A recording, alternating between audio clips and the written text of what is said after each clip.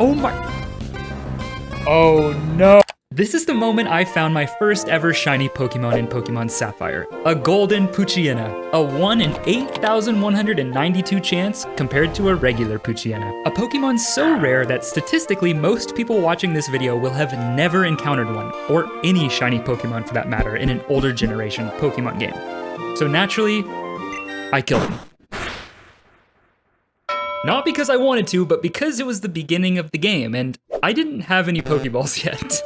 And instead of continuing my Pokemon journey with my trusty blue Mudkip that was now officially 1-0 in shiny Pokemon battles, in March of 2023, I soft reset my game to do it again. I was looking for something a little different.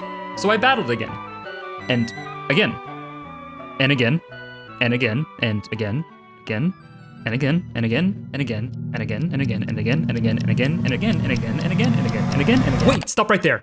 That's it. Behind the grandma. This is what I was looking for. A pink, shiny Mudkip. Not a bad start to my Pokemon journey, but wait, how long did that actually take? Because that was kind of hard.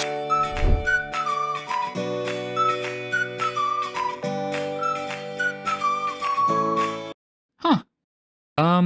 Okay, so the original plan was to beat the entire game using a full shiny Pokemon team, but I mean, after spending that much time on just one Pokemon, I don't know, maybe I should reconsider. At this rate, this would probably take me years, and the shinies I would want are some of the rarest and hardest to hunt in the entire game. These are my favorites. I wouldn't settle for anything less. So,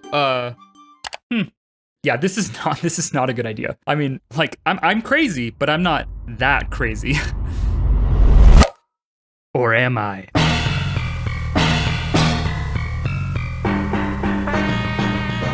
Welcome to the longest, most difficult, and absolutely most insane Pokemon challenge I have ever done, where I play Pokemon Sapphire, a 20-year-old Pokemon game, the way no one was meant to play it, shiny hunting for every single member of my final Pokemon team.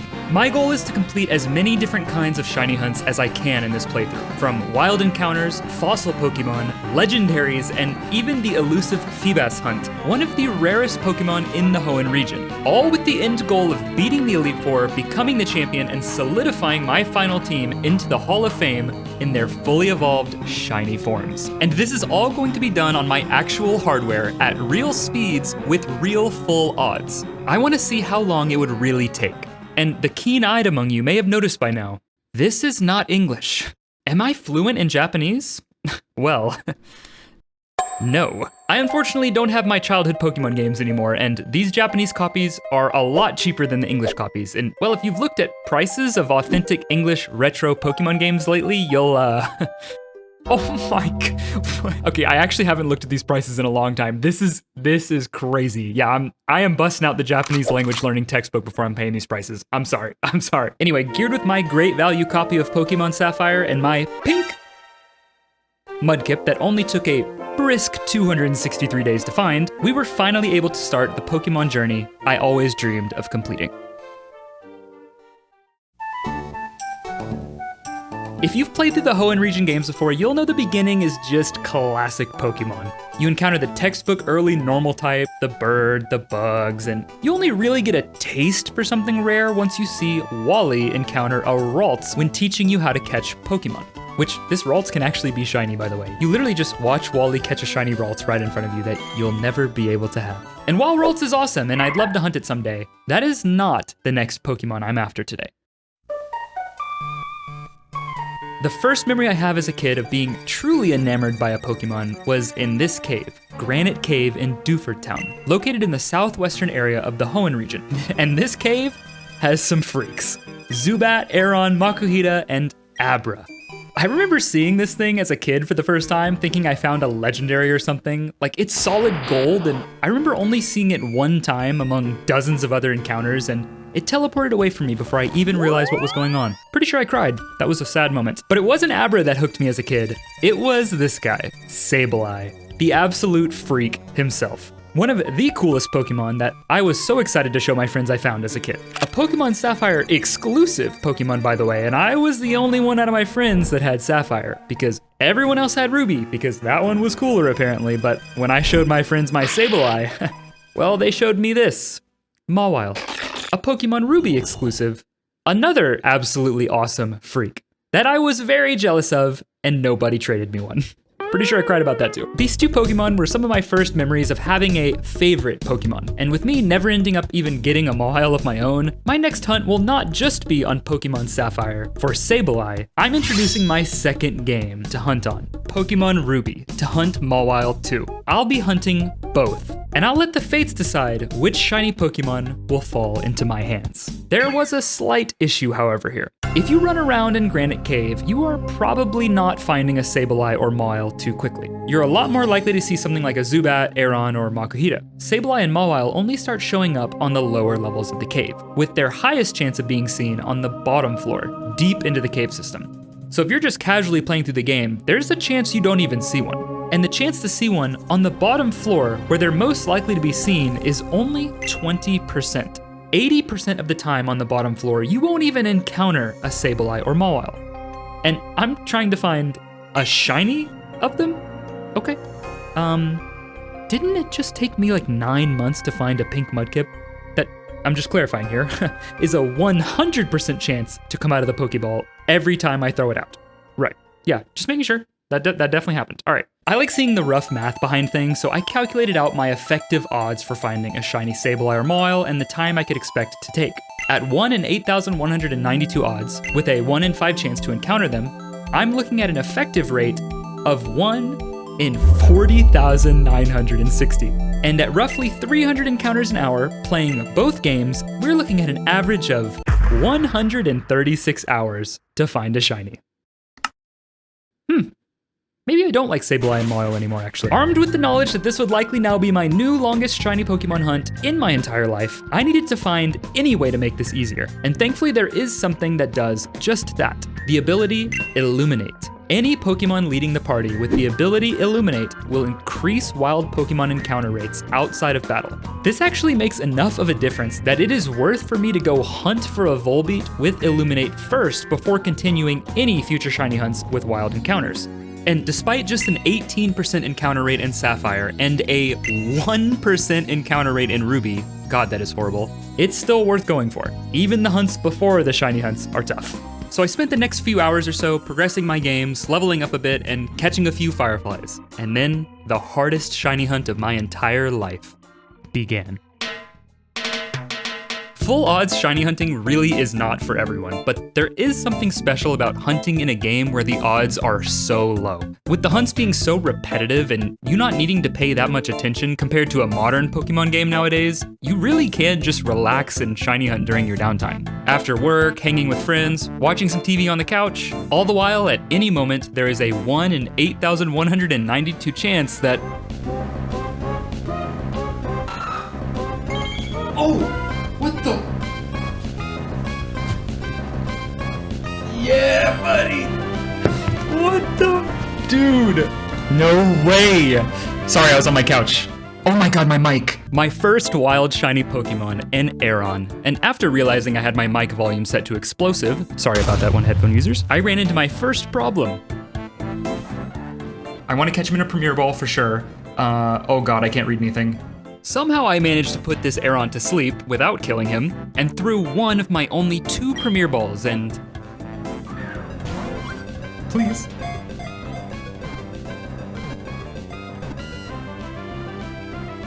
Yes! Yes, yes, yes, yes, yes, yes.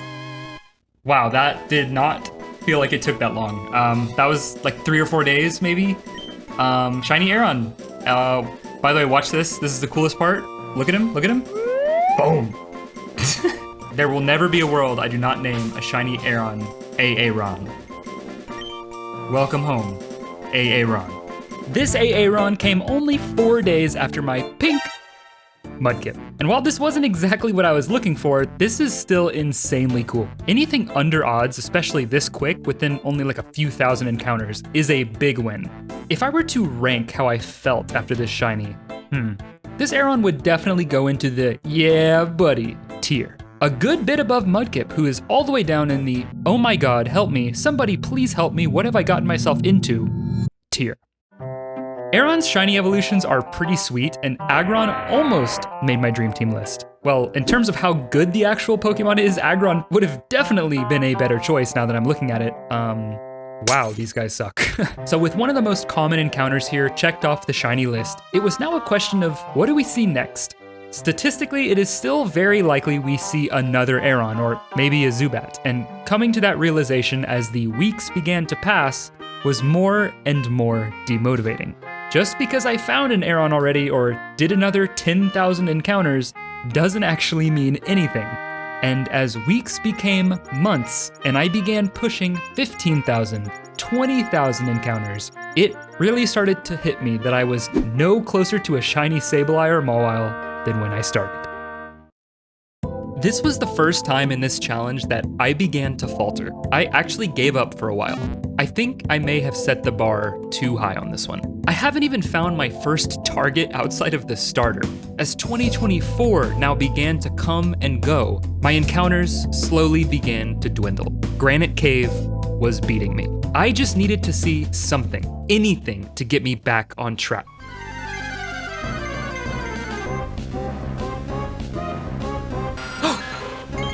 I got a shiny Zubat! No way! Yes, actually! Yay! Yes! Dude! The happiest I have ever been in my life to see a Zubat. And it was on Sapphire too. And after yeeting all my Premier Balls to no success, 10 throws later, the green bat was finally mine.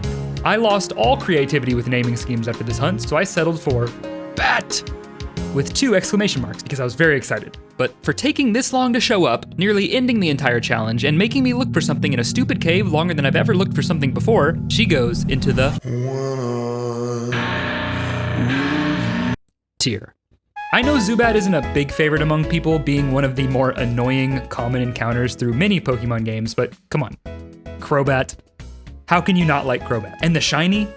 Hello? But this still isn't a Sableye or Mawile. I know it's really rare, and I know if I really just wanted to have a shiny of them, I could just hunt them in a more modern Pokemon game where the odds are a lot better. But the thing is, I've already done that for both of them in Sword and Shield. It still wasn't easy, but they were some of my main team members for that game. And unfortunately, now I can only be satisfied by hunting them in their original games too.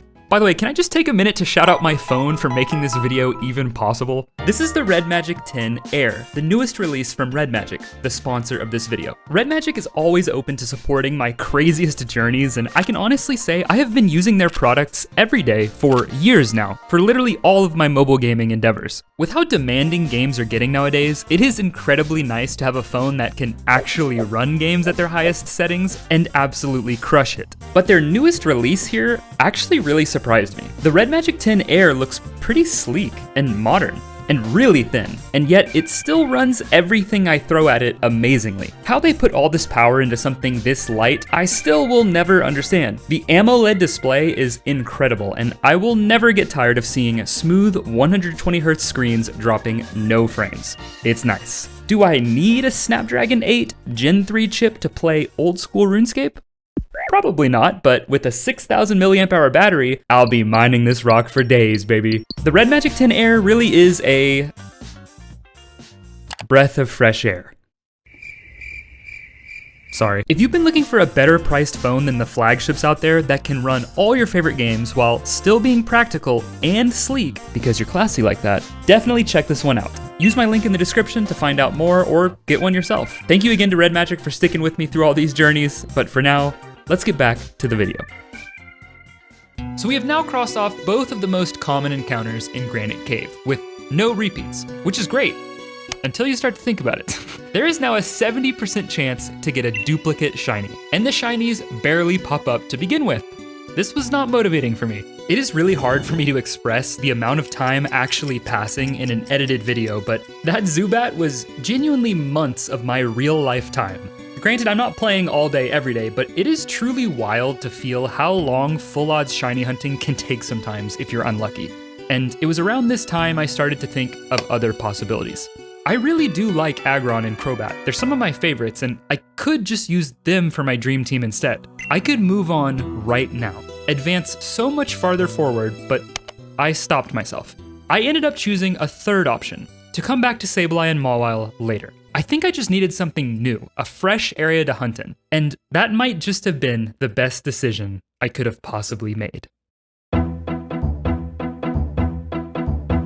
If you've watched my Fake Out series where I troll my friends as shiny Pokemon, you'll know one of the stars of the show is this guy, Shiny Trapinch. A fan favorite and one of the more uniquely colored shiny Pokemon in the game. In fact, the entire shiny line of Trapinch, with Vibrava and Flygon, are all really different and cool in their own way. And making their debut in Pokemon Ruby and Sapphire, I knew I had to hunt for a shiny Trapinch of my own. Just north of Mauville City on Route 111, you'll find this game's desert region. And sifting through the deep sand, you'll encounter 4 different Pokemon: Sandshrew, Cacnea, Baltoy, and Trapinch. If you're a shiny hunter, this route is kind of a banger for the more niche or unique shinies, the only problem being the encounter rates. Trapinch is tied for the highest at 35% with Sandshrew, but it's still only 35%, giving the effective odds for finding this little guy around 1 in 23,000.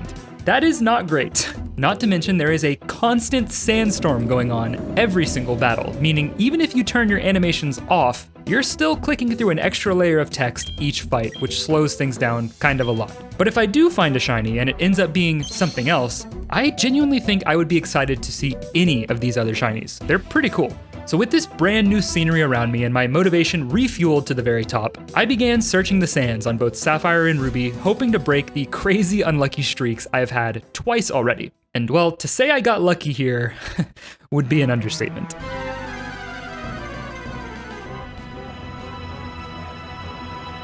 Oh my god, I got shiny Trapinch. No way. You got shiny Trapinch already? Yes, I actually just got it. Oh my god. Dude. My heart. Oh my god, I need to clip it. How do I clip? This Trapinch jump scared me so badly I almost didn't even clip the recording. And I was feeling the nerves. All right, I'm a little shaky right now. Oh my gosh. Dude, this is... that was so fast. I am so happy. Okay. This was on Ruby, so after paralyzing him, I threw my boy Aaron out for the flex and went straight to the Pokeballs. Go for that premiere, girl. I think we have to do the premieres. Yeah, we gotta do the premieres. Okay. I have 5 premiere chances. All right.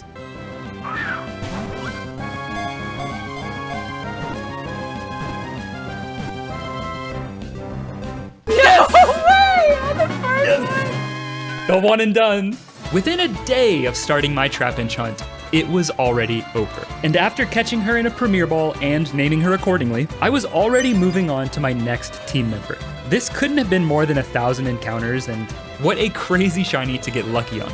To go months and months completely missing my targets for a Zubat, then straight over to the one and done Trapinch, I was getting some severe whiplash. For being the light at the end of a dark tunnel and potentially saving this entire challenge, Mrs. Chomp goes all the way up into the save me from the nothing I've become tier. The second member of my dream team was officially locked in. There is one more thing lurking in the deserts of Route 111. These mysterious fossils, the claw fossil and the root fossil. They contain remnants of 2 very different Pokemon, Anorith and Lileep. And if you take these fossils back to Rustboro City, there's a special scientist there that will resurrect them into a Pokemon you can use on your team. And yes, there is a small chance for that fossil Pokemon to be given back to you as a shiny. But as is tradition, you can only choose one. And for my dream team, my choice is Lileep. So how would you go about hunting one of these? Well, it's easier than you might think, but it's very different to my previous hunts. After collecting my root fossil, I made my way to the scientist and handed it in to him. He needs a little bit of time to work his magic on it or something, so after moseying around the lobby for a bit, you can go back upstairs and collect it. And as long as you have an open spot in your party, you're good to talk to him and collect your Pokemon. But right before talking to him, I save my game. This is where the hunt begins. When you talk to him and go through the dialogue, he'll hand you your Lileep. You then need to open your Pokemon team and check the summary to see if it's shiny. If it isn't, you reset. Spam A, get back into the game, spam A some more, and then check again and repeat. And that's it. Probably the least scenic and least dynamic hunt on my entire journey, but hey, there's a 100% chance that when I do get a shiny, it's gonna be Lileep. I just have to hope that my luck continues, because if not, we are going to be in a lot of trouble. Well guys, we're in a lot of trouble. It has almost been a month, and I have talked to this scientist so many times, we're practically family now. He's a nice guy. He deserves a raise after what I've been putting him through. But at this point, my motivation is dying again. I needed a change of scenery, and honestly, the burnout was hitting. I am now over odds again, pushing 10 to 15,000 resets here. I wanted to go hunt something else, but everywhere I looked were harder and harder hunts. There was no avoiding it. This was my easiest hunt I had left. And if I give up on Lileep, there is no way I'm completing this challenge.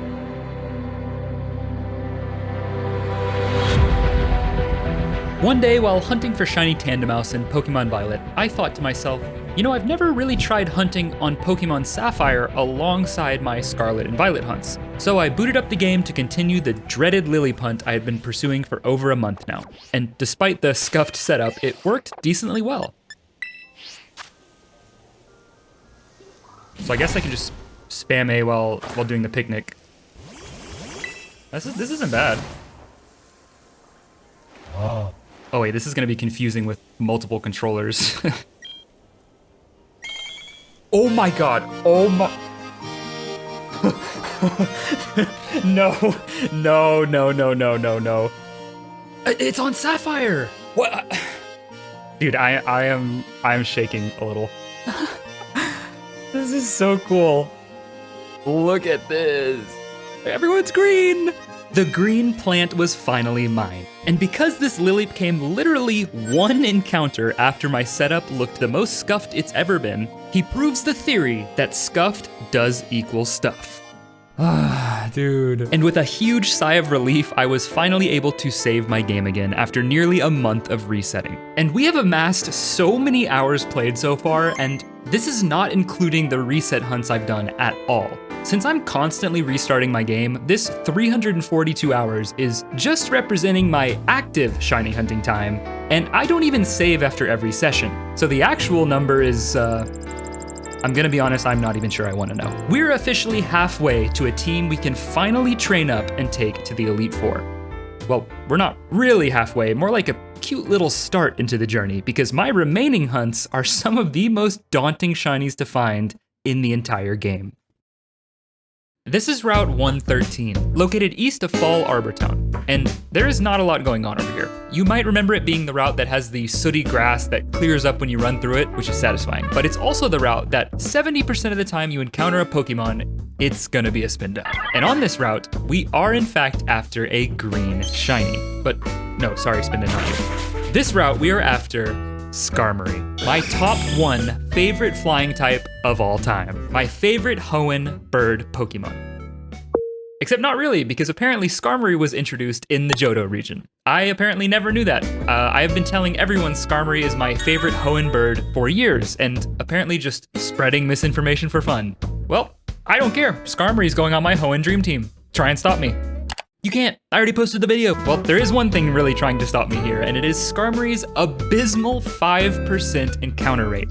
That is an effective shiny rate of 1 in 163,840. If you had a single game and you wanted to shiny hunt this, playing 9 to 5 every day as if it was your full-time job, you would be pretty lucky to get this within the year you started. And that's assuming you don't get unlucky. I can't do this. Like, actually, this is probably my line. I needed to find a way around this. And well, remember how I said the ability Illuminate helps boost wild Pokemon encounters? Well, there is one other ability, an ability that could change the entire course of this hunt, Magnet Pull. If the Pokemon leading the party has Magnet Pull, it boosts wild Steel-type Pokemon encounter rates drastically, bringing Skarmory all the way up to a 52.5% encounter chance. Essentially a coin flip, over 10 times better than before. My dream was saved. All I had to do was find a Pokemon with Magnet Pull in my Sapphire and Ruby games, and then we're... It doesn't work. It doesn't work. Toes? What? It doesn't work. What doesn't work? What are you saying? Magnet Pull only works in Emerald. Wait, what? Why? Wait, what am I supposed to do? I'm not hunting at 5%. You know what you need to do. We're really doing this, aren't we? Wait, how could you hear what I was talking about, by the way? So just like that, my excuse to bring the third game of the Hoenn trio into the mix was here, Pokemon Emerald. You might be wondering why I wasn't playing this game to begin with, and well, Emerald and Shiny Pokemon have an interesting relationship. There are a lot of videos on this topic, but to keep it as simple as possible, Emerald has a bug where its RNG is all wonky.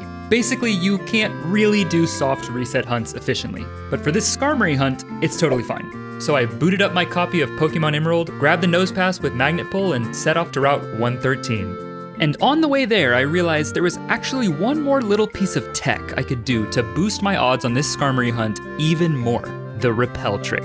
Normally, repels help keep wild Pokemon away, which sounds like a very bad thing if you're shiny hunting, but it can be a really useful tool if you know how they work. See, repels only repel Pokemon that are lower leveled than the Pokemon in the front of your party. So since the Skarmory I'm hunting is found at level 16, and most of the other encounters are lower leveled, if I use a level 16 Nosepass at the front of my party with a repel active, Skarmory's encounter rate is boosted all the way up again to 87.5%. The only downside being, well, the encounters are a lot slower now because there are just way less Pokemon to encounter. It is a worthwhile trade-off though for me because while this Emerald copy is bike jumping for minutes at a time, which by the way, I can just hold one button, bike jump, it counts as encounters, and it doesn't use my repel steps, it's OP. I can put all my focus back onto Ruby and Sapphire again. Not to hunt Skarmory at 5%, but to go back to where it all began, Granite Cave. It was now a waiting game. Ruby hunting Mawile, Sapphire hunting Sableye, and Emerald hunting Skarmory. 3 incredibly intimidating hunts, but with all of them going at the same time, I was kind of flying through encounters. A few days passed and I started to think about my shiny luck in total so far. It started out awful, like really, really bad, then got lucky, then awful again, then really lucky, then pretty bad. So, I mean, hey, I'm no psychic, but surely we're seeing some kind of pattern here. Like, come on, maybe we got a little...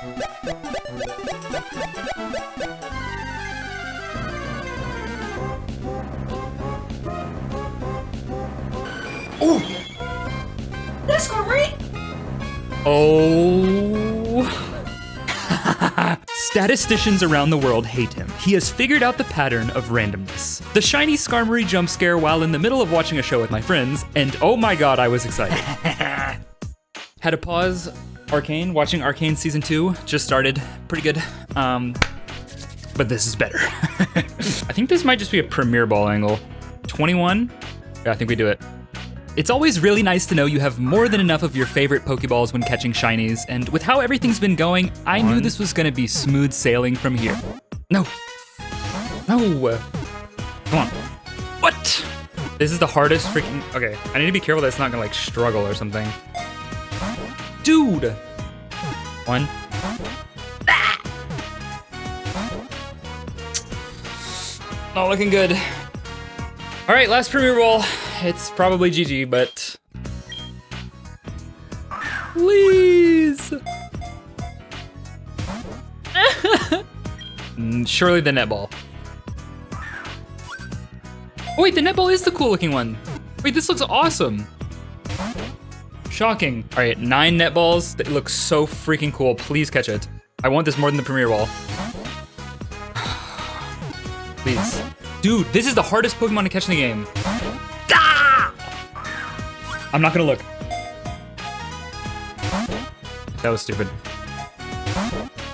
Dude, what is the catch rate of this thing? 3%? Why didn't I bring status moves, man? 4 net balls left, and I really want to catch this in this. Okay, 3 more. Dude. Bro. My last freaking coolest ball of all time, so I'm gonna have to... Please! No! Man. Just for fun, what if I threw a dive ball?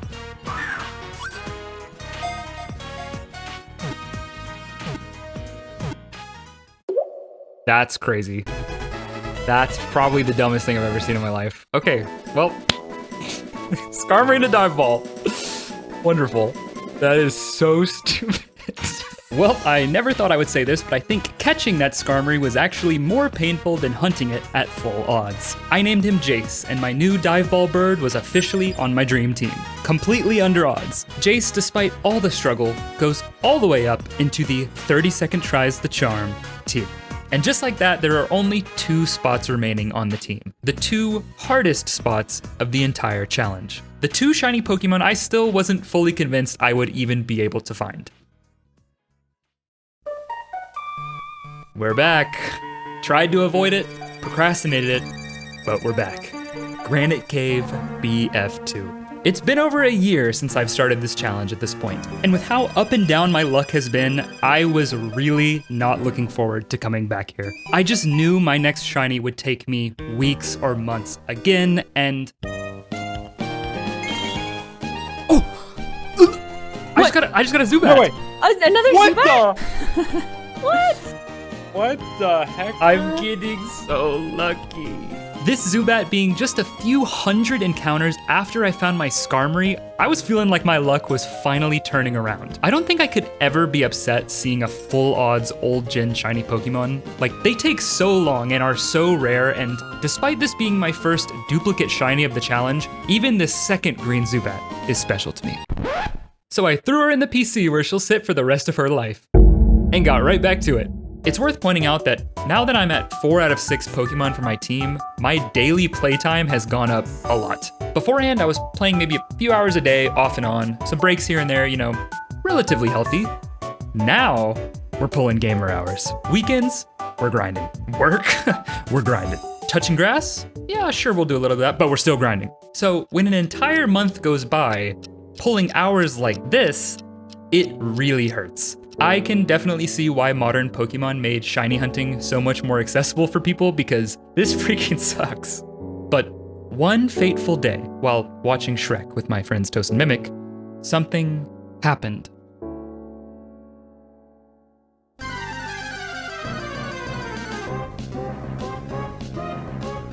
Oh, I got an Aeron! Finally! Dude, why do I get this after a month? A month of my hardest gaming yet for another Aeron. And you can just hear the excitement in my voice oozing out of the screen. I don't know. I don't even care, man. What was that I said earlier? I don't think I could ever be upset seeing a full odds old gen shiny Pokemon. Yeah, that was a lie. So after coming to terms with the fact that I was just cursed here in Granite Cave, I sent out my shiny Lileep and finished up the battle. I have Astonish, Constrict, and Acid.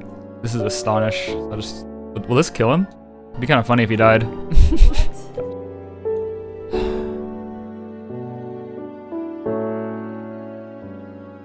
Let me just wallow in this Minecraft music a little longer. I'm taking this one kind of hard, guys. Ready for him to switch? I already know what I'm naming it. I gotta name him Toast. Toast the Rockhead. 449 hours played just on this copy. Well, back to it. We have now officially gotten repeats of the 2 most common encounters now, with easily 50,000 plus total encounters so far. Probably more. And going an entire month pulling gamer hours without a shiny for an Aeron that we already have, this Aeron goes nowhere else but the Toast tier. At this point, I was coping so hard, I was telling myself, you know, maybe I would be okay with 3 shiny Aerons, because then I'd have 1 of each evolution stage, right? That's cool. Yeah, I was down horrendous. But thankfully, only 1 day later, my wish finally came true. I got all 3 stages of shiny Aeron. Ooh, I got another Aeron. Let's go! Well, at least this one was quick. Mimic was there to witness my 3rd Aeron, so I named this one after her and threw her in the trash. I mean the PC. This Aeron goes straight down to the Mimic tier, which is slightly above the Toast tier because at least this one didn't take me a month. We are now up to 5 total shinies found, just in Granite Cave, some of which took a disgusting amount of time. Over a year has passed in Granite Cave, and there is no Sableye or Mawile here to show for it. You know, taking that Aggron or Crobat for my dream team is looking real tempting right now. No one has to know the pain I've gone through. It can all be over. Just take the Aggron, take the Crobat. You can move on. And at this point, I told myself I would. But I wanted one more try. It's a brand new year, and after being motivated to go for one more shiny in Granite Cave, I found myself stuck again for thousands upon thousands of encounters. But honestly, at this point, I didn't care. This was my final push. I couldn't keep dragging this hunt out for years, and whatever happens at this point, well, that's just how it's meant to be. And on February 11th, 2025, my time in Granite Cave came to an end.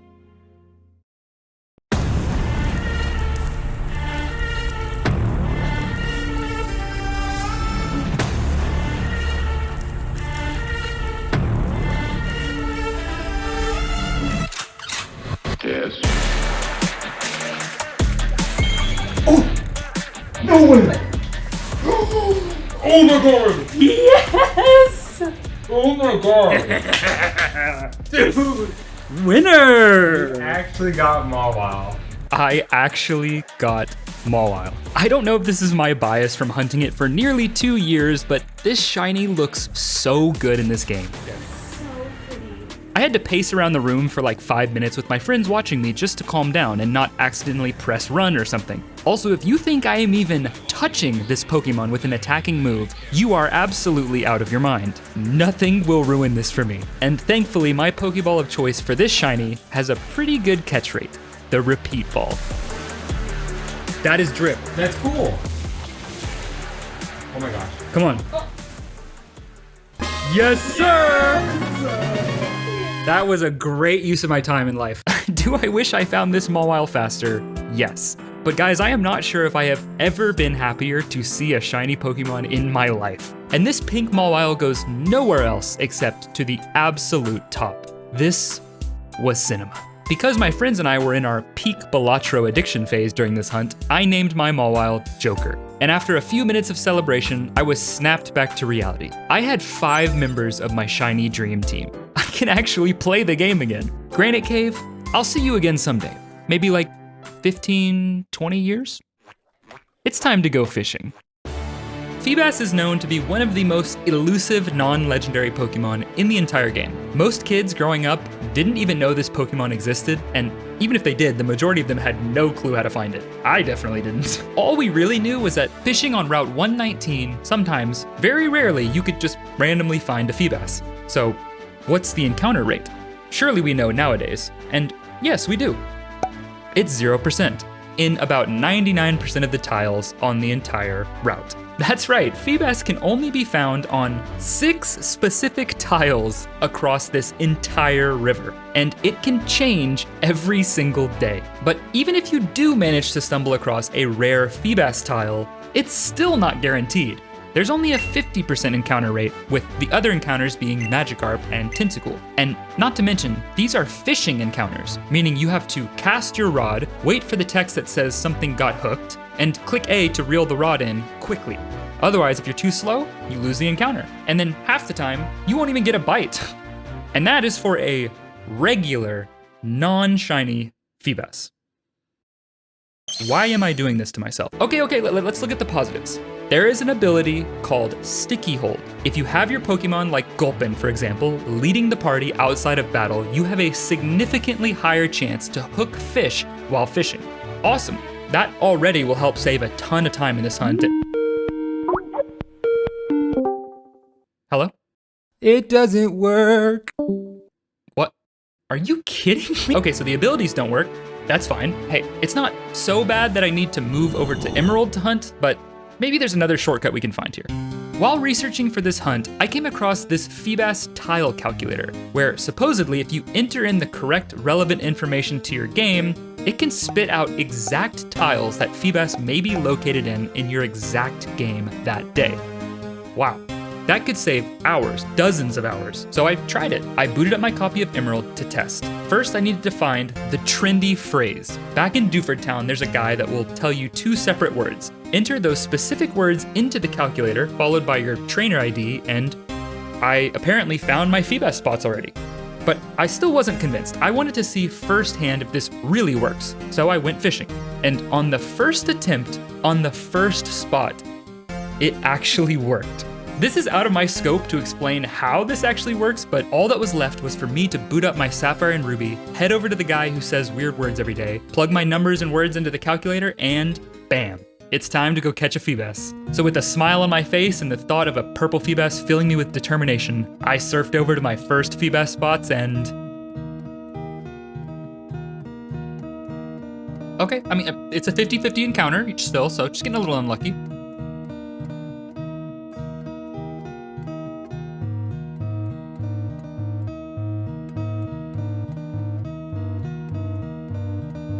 Ooh, getting really unlucky, but I mean, this is the Feebas spot, so we're good here. Let's just keep trying.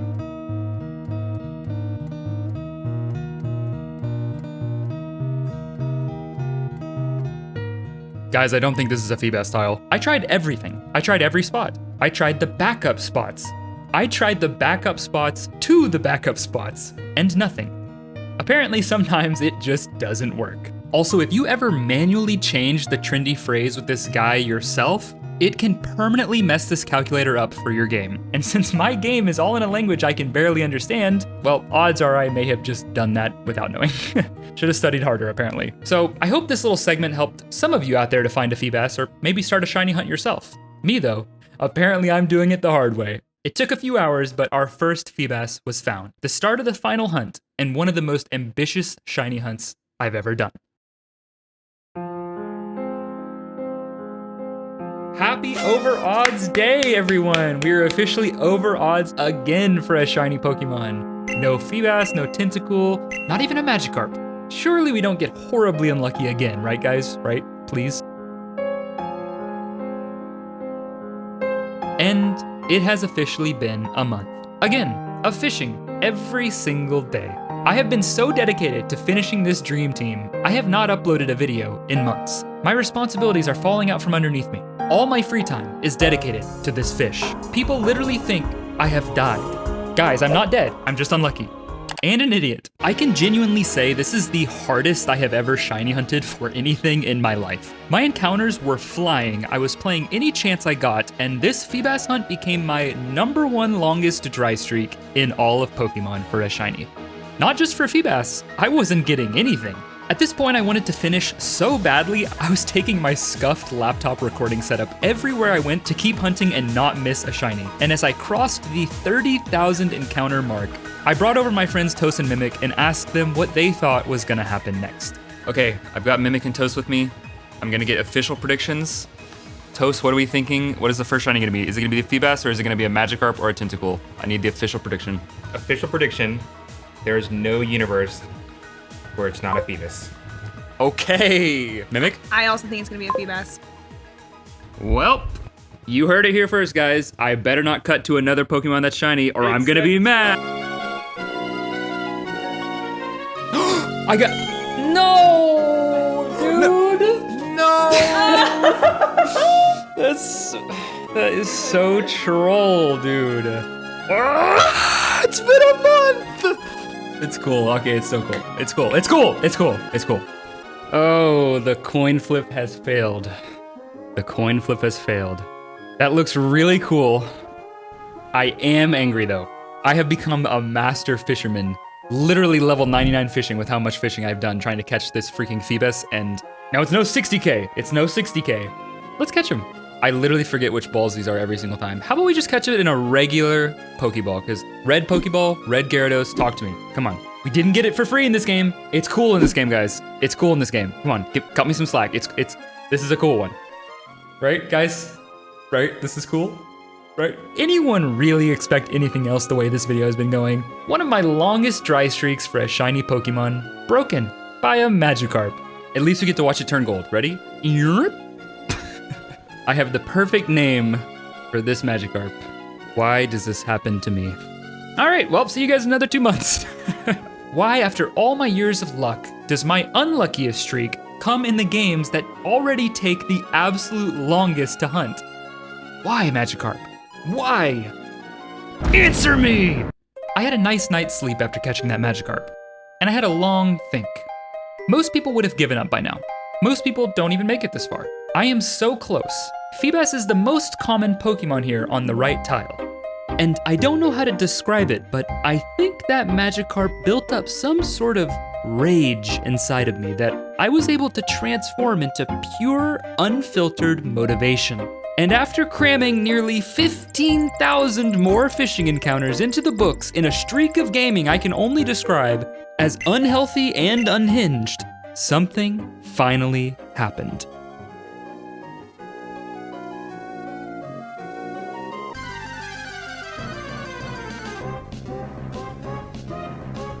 Oh my god, I got it! I actually got it! No way! Yes! I finally got it. If you were watching hoping that was another Magikarp, I hope you're sad. I'm unlucky, but not that unlucky. And dude, I was absolutely feeling the nerves on this one. Okay. That took a little while. Heart rate is raised right now, guys. Heart rate is raised. We have, checking the hand, mild shaking. Woo! And it's on Sapphire. It is on Sapphire. That is so nice. I don't have to trade it. He is just as ugly as I hoped. This wasn't just a shiny Pokemon. This was a childhood dream. Come on. 3, please. Yes! A goal I set myself 2 years ago to complete, and I actually did it. Granted, it took about 5 times longer than it should have, but, you know, screw me, I guess. Get me out of here!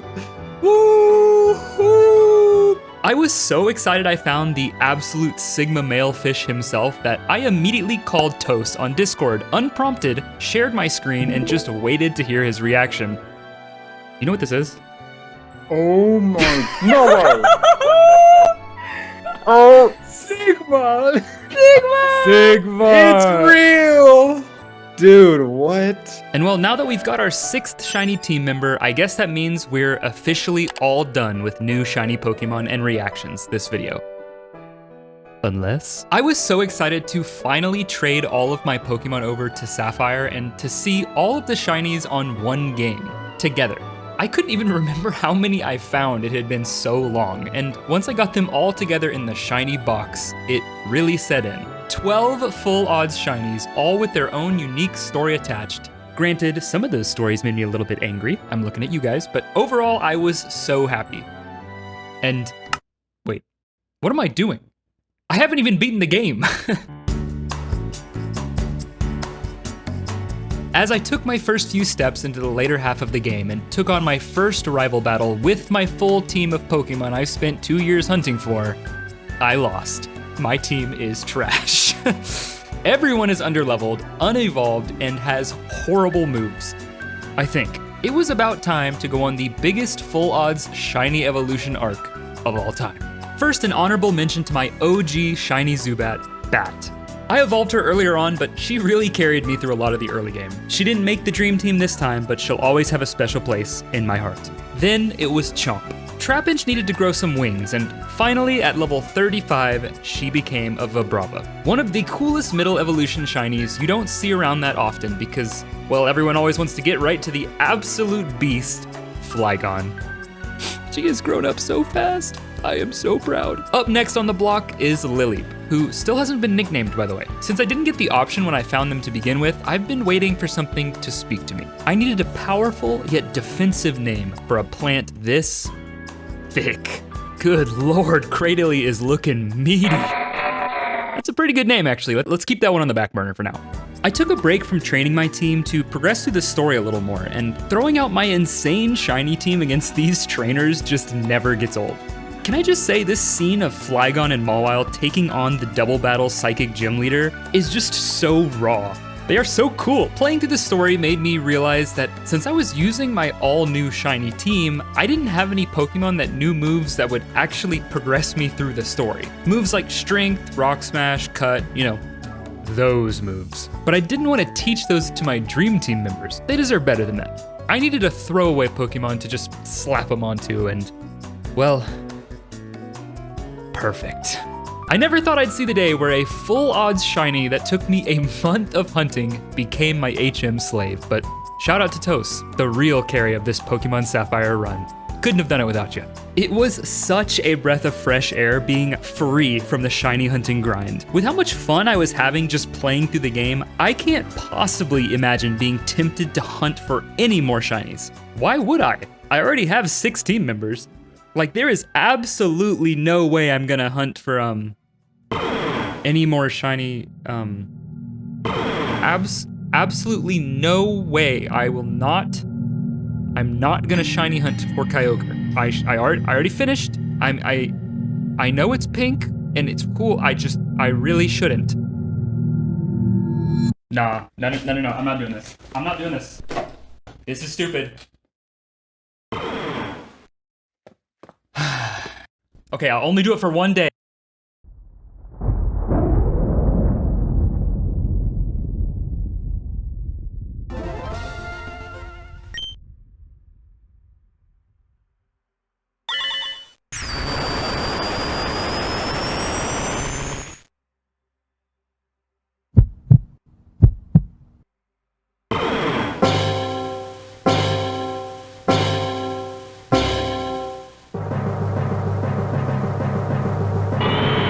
Oh my god, I already got it. I'm not kidding. No, you. Oh, no, you did not. No freaking way. Yes. Well, I swear. that was way too fast. Dude, I knew that was gonna happen. I absolutely knew that was gonna happen. That's why I reset for this. So I actually got it. That was somehow the least and most expected full odds shiny I have ever gotten. All in less than a day. Glad my luck came back right after finishing my entire team. That's awesome. So anyway, I sent out Chomp to deal some damage and wrap things up. But then things started to go wrong. Very, very fast. Well, that's bad. I was not ready for how much damage this thing actually did, so I started to realize this was probably gonna be a Master Ball angle. Why do I not have a Master Ball? I never picked up the Master Ball. I've been so used to modern Pokemon games just handing them to me automatically in the story. I forgot that in older games like this, you have to go get it yourself. And since I wasn't reading any of the story, because it's in Japanese, I thought I just had one. My plan was to chuck a few Premier Balls, try to get lucky, and then Master Ball it in case of an emergency. You know, the classic. This is the moment I realized I'm in the middle of a battle with the shiny version of this game's legendary Pokemon, and I brought 3 revives and a half-leveled Pokemon team that can be one-shot by almost all of Kyogre's moves. Well, Premier Ball it is. Let's go! Oh, crap. In the moment, I don't think I realized how dangerous this situation actually was. Maybe because I was still so happy I actually got something early, but watching me just throw Premier Balls like it's nothing is actually painful. Like, don't get me wrong, I knew Kyogre's catch rate was low, but I didn't know it was this low. To have a 95% chance of catching this at this HP, I'd have to throw 242 Premier Balls. At the rate my Pokemon are dying, I can throw maybe 10. So me blindly throwing these is just absolutely insane because it's essentially a 1 in 100 chance of even working at all. No way. No way I just threw 3 Premier Balls and caught it. What? Okay. That may be a new record for the most undeserved shiny Pokemon I have ever caught. But I have a Gen 3 shiny Kyogre, baby, so I'm not mad. This is so crazy. One of these days, my lack of preparation for shiny legendary hunting will catch up to me. But today is not that day. After that quick detour of catching the creator of the oceans, something inside me prompted me to immediately go to the name raider and finally name my Cradily. I sat on it, had a traumatic experience or two, and realized that he really was my meaty boy all along. A perfect wall to tank all the damage I am inevitably going to take at the Elite Four. May the light of Meaty bless us all in our battles to come. And looking at my team now, all that was really sticking out was this useless little fish. Not much of a Sigma male yet, but we can change that. There is a small problem though, as usual. I don't remember how to evolve Feebas in this game. I know in more modern games, you can just trade it with a prism scale and it'll evolve. But in the Hoenn and Sinnoh regions, it's a lot different. Feebas actually evolves based on a stat, not its level or items. And no, not those stats. It's condition stats. Stats each Pokemon have for competing in contests. Specifically, you have to level up, and I still think this is hilarious.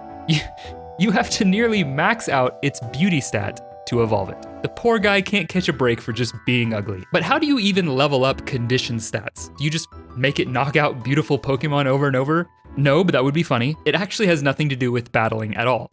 It has to do with berries.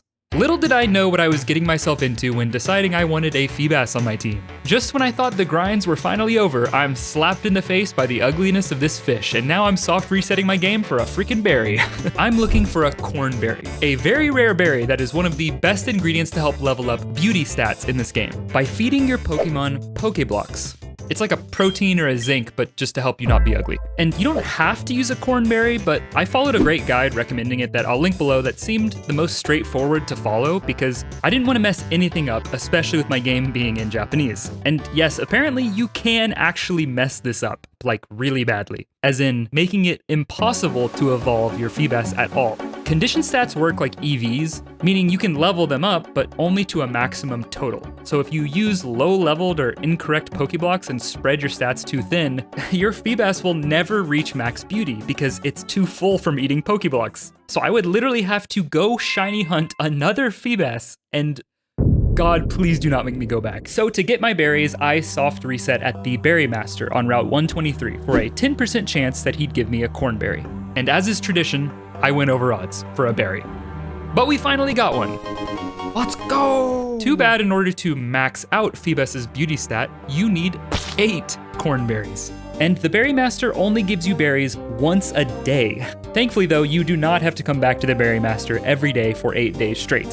You can just go outside and plant the berries here normally. As long as you keep watering it every 6 hours, you should have a nice harvest of 3 to 4 cornberries ready to go after 24 hours. So yeah, despite finishing my entire shiny team and being more than ready to progress through the game, I was gatekept for the next 3 days by this stupid fish needing the highest class berries on the market. But eventually I finished my harvest and, oh, nice, grew a farming level, and headed over to Slateport City Contest Hall.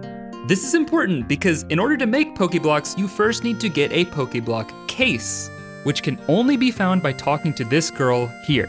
I'm explicitly telling you this because I spent about 15 minutes spamming A at the Pokeblock machine beforehand, not realizing I didn't have a Pokeblock case, because I didn't attempt to read any of the Japanese right in front of my face, probably calling me an idiot. Once I got the Pokeblock case, I headed over to Lily Cove City Contest Hall, where there's a Pokeblock machine with 3 other NPCs. And if you haven't seen this little minigame before, well, it is interesting.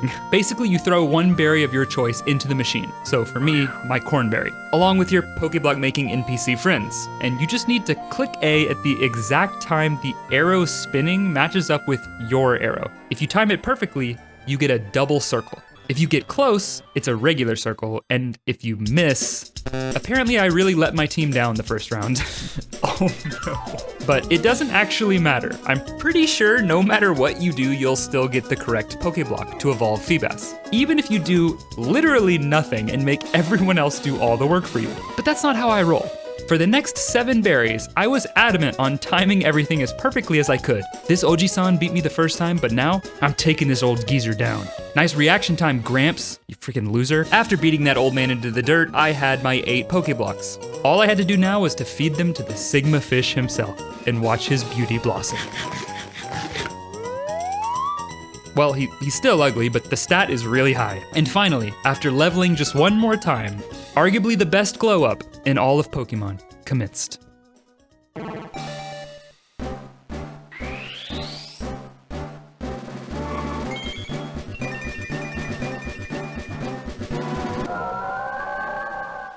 You may not like it, but this is peak Sigma male. And you might have noticed already, but I haven't mentioned the natures of any of my shinies yet. And that is because I can't read them. And then I'm saving the reveal until the very end, right before the Elite Four. It just sounds kind of fun to find out what I'm really dealing with right before I go into the most important battle of my life. And speaking of that battle, despite catching a shiny Kyogre, it's staying in the PC for that one. I've got way stronger Pokemon I can use on my Elite Four run, like Joker the Mawile, with no Intimidate, and a 380 base stat total, and no Steel-type attacking moves despite being a Steel-type. I am definitely gonna lose to the Elite Four. I set off for my final training session, battling these interviewers around the map for the 1000th time, and finally accepting their post-battle interview with my strongest Japanese I knew. And now I officially had the cleanest level 50 team I have ever owned. And while the Elite Four and Champion have Pokemon all the way up to level 58, I kinda wanted to see if I could take it on at level 50. Nuzlocke style. Set mode, no using items in battle, and if a team member faints, I can't use them the rest of the run. And if I lose completely, I have to release all my shiny Pokemon permanently. I'm kidding. 2 years for this? If I lose, I'm going straight to the Pokemon Center and slapping these guys right back to life. But I didn't plan on losing. I built this team from the ground up. Years of blood, sweat, and tears went into this. Okay, it's not really that serious, but definitely years of some sweaty gaming. And I was finally ready. So I crossed through Victory Road, leading up to one of the biggest challenges I have always dreamed of taking on. And it'll be entirely with my shiny dream team.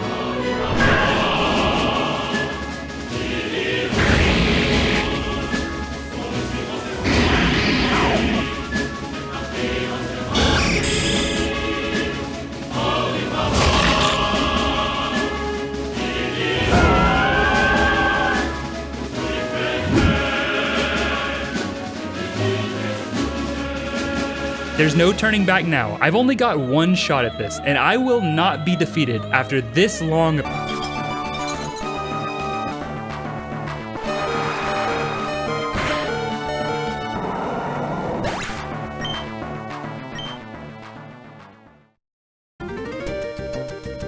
Guys, I lost. Dude, what the heck am I supposed to do when the Walren hits Sheer Cold instantly and I get one hit KO'd? It's 30% accuracy.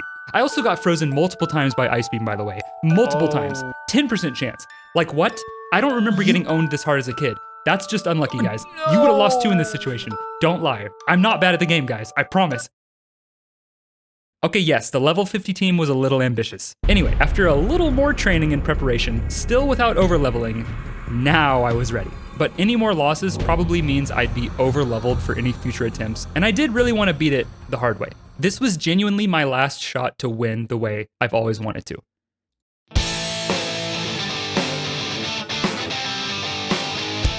First up was Sydney, the Dark-type trainer. I send out Jace, my lead, to set up spikes and help deal some damage to everyone that switches in. Then he just kinda does nothing, except look good. I swap over to Chomp for the rest of the battle to Dragon Breath everyone into the ground with the help of Jace's spikes damage. And with a Fire Blast hit to finish off his final Pokemon Shift Tree, we beat Sydney and the first Elite Four member. Overall, a pretty easy start.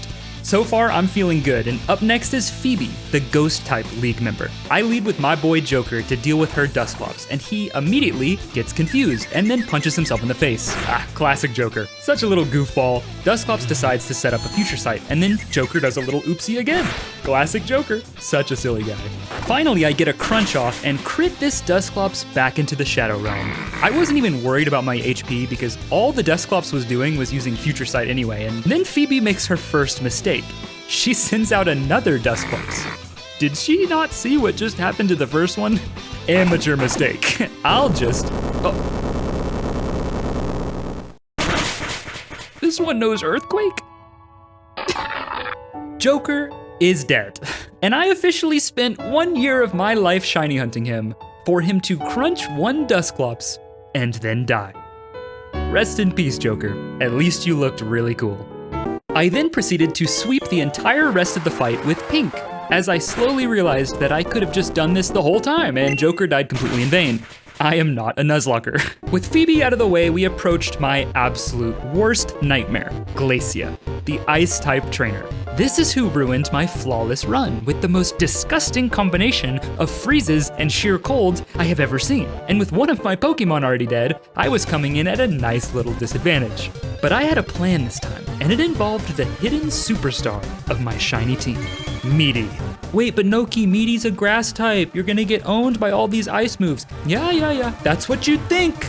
Except I know this Glalie she sends out is not really a threat, and I can set up 3 Amnesias to boost my special defense to the absolute max, tank every ice hit thrown my way, and then recover with Giga Drain like it never even happened. And then Ancient Power and Giga Drain my way all the way to the Walren that took me out last time. I told you this was a thick boy. And at this point, we just have to avoid the 30% chance of a sheer cold one-hit KOing me and the 10% chance of being frozen, which we actually do. And after a final push with her Glalie, my biggest hurdle yet was over. Thank you, Meaty. Finally, it was Drake, the 4th and last member of the Elite Four, the Dragon-type trainer. And you'd think this one would be even harder than Glacia, but No, not really. My team, luckily, is actually really well built to handle dragon types, and with the help of some simple spikes from Jace, it was Sigma's time to shine. All it takes is a good old-fashioned ice beam for the majority of this guy's team to just fall to the ground. I will say Sigma got a bit lower health than I expected here, and I got a little nervous, really not wanting to throw away any more Pokemon before the final fight, so just to be safe, I swapped over to Pink to finish off the fight with a lucky Blizzard hit. I had only lost one Pokemon, and here I was advancing my way to the champion of the Hoenn region. My first and only attempt I get to beat this game the way I've always dreamed of. The final battle with Champion Steven.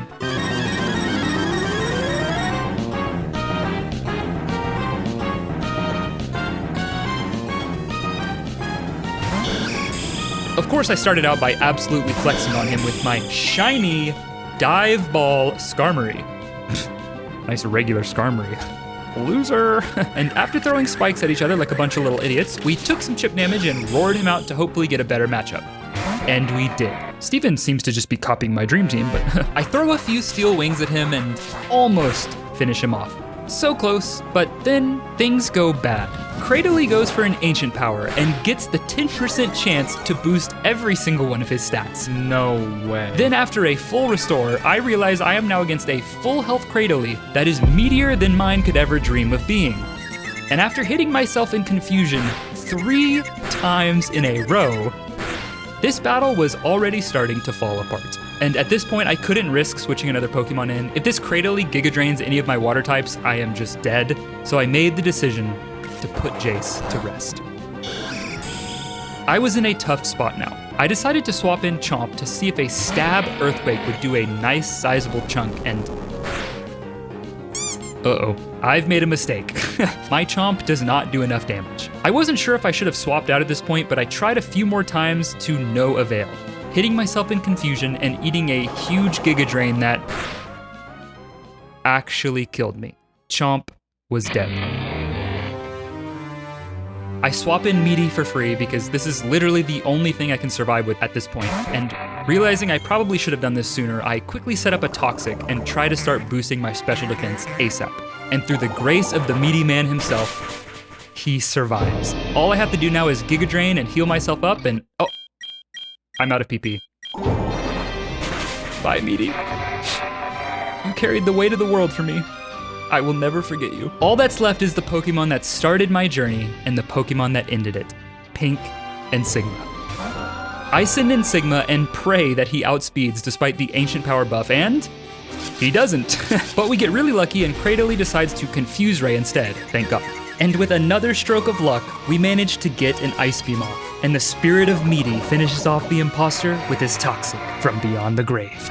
Up next, Steven sends out his Aggron, a beast of a wall, a Pokemon I almost took onto my dream team, and I'm glad I didn't because this guy got owned. See ya, dude. Claydol was up next, and after tanking a few close Earthquakes, we take him out with Surf. But we are now a lot lower HP than I'm comfortable with. And I end up tanking an Aerial Ace that is way too close for comfort, but I still managed to get the greedy recovery off anyway. After a few more Surfs and battling the enemy fossil Pokemon and winning, we are faced with the apex predator of Steven's team, Metagross.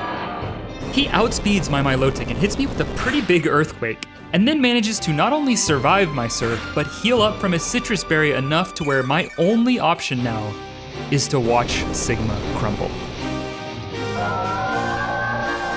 But this was all part of the plan. I sent out Pink, the baby Mudkip that started this entire journey, and I knew he would be able to finish it. With one swift Earthquake, it was all over. That's it! Wow.